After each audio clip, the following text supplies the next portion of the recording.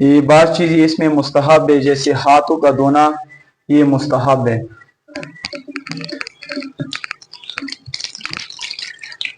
پھر 3 دفعہ منہ میں پانی ڈالنا۔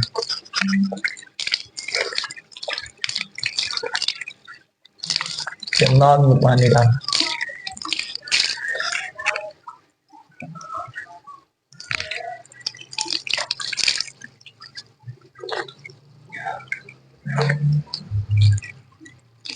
ابھی نیت کریں۔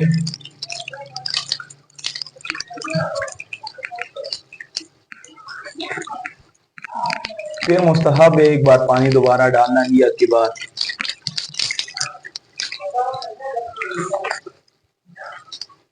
کوئی جگہ خشک نہ رہ جائے۔ پھر بازو دھونا۔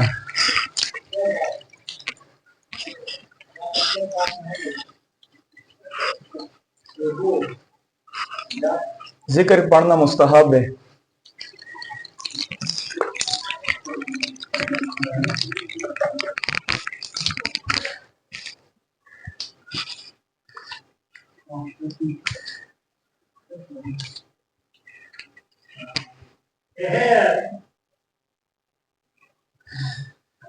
اگر پاؤں گیلے تو اس کو خشک کیا جائے۔